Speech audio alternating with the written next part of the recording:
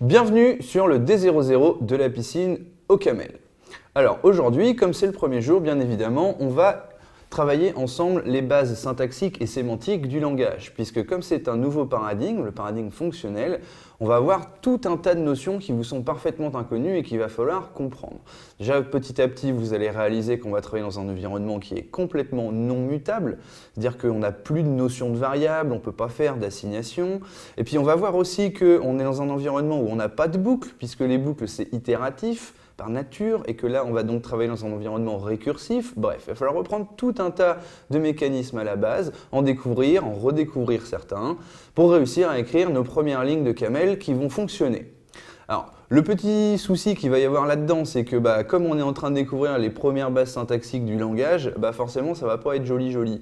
Pour l'instant, on n'a pas accès à tout ce qui fait que ce langage est si formidable. On va juste se concentrer à faire quelques liaisons, 3 boucles, 2 if et puis quelques sorties sur la sortie standard. On ne pourra pas aller beaucoup plus loin pour cette première journée. Donc le code, parfois, va peut-être vous sembler un petit peu bulky, un petit peu raide, un petit peu bizarre. C'est normal, c'est le début. Laissez la chance au langage. Dès qu'on va arriver sur les 2-3 prochains jours, on va commencer à comprendre et à découvrir des structures syntaxiques très puissantes. Là, le langage va prendre tout son intérêt immédiatement. Alors, au menu du jour, je vous propose de commencer par, évidemment, le petit Hello World. Je trouve que c'est une bonne façon de commencer à apprendre un nouveau langage, c'est de regarder à quoi ressemble le Hello World. Ça pose des bonnes idées. Ensuite, nous allons découvrir les types basiques de camel, les types scalaires en particulier, puisqu'il y a quelques trucs à comprendre là-dessus. Comme tout est très basé sur les types dans ce langage, il faut avoir une compréhension assez bonne dès le début de quels sont les types à notre disposition et qu'est-ce que ça sous-entend après.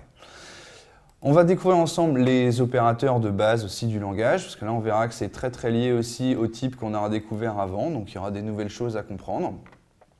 Ensuite, nous allons découvrir les entrées-sorties basiques et je vais étendre aussi la problématique jusqu'à la notion dite d'effet de bord. Donc c'est quelque chose qu'on va définir et travailler ensemble. Ensuite, nous allons découvrir ce qu'on appelle les liaisons. Donc les liaisons, c'est ce qui va remplacer un petit peu les variables des autres langages. Alors attention, on ne va jamais parler de variables puisque c'est quelque chose qui a une sémantique très précise. Là, les liaisons, c'est autre chose. Ça va se rapprocher un petit peu des constantes qu'on va avoir dans les autres langages, mais bon, c'est encore différent. Alors ensuite, nous allons voir comment est-ce qu'on fait des conditions, tout simplement le if then else qu'on va avoir dans tous les langages.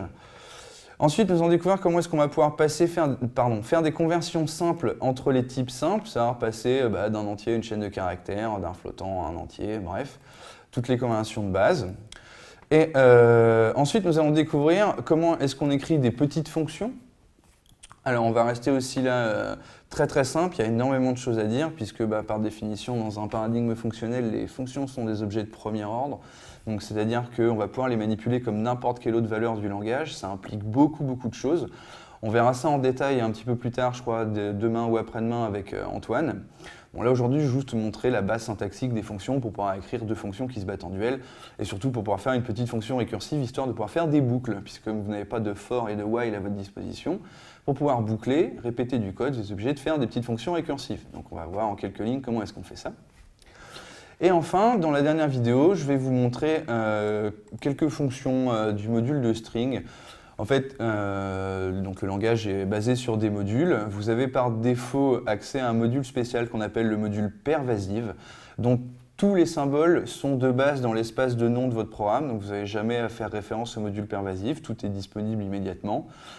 Mais dans le cas des strings, lorsqu'on voudra appeler quelques fonctions de string, il faudra utiliser le module de string. Donc là, je vais vous montrer un tout petit peu de syntaxe.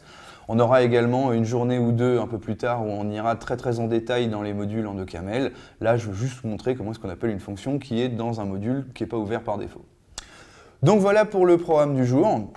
Alors je vous retrouve dans quelques instants pour qu'on découvre ensemble à quoi ressemble le Hello World d'OCaml. A tout de suite.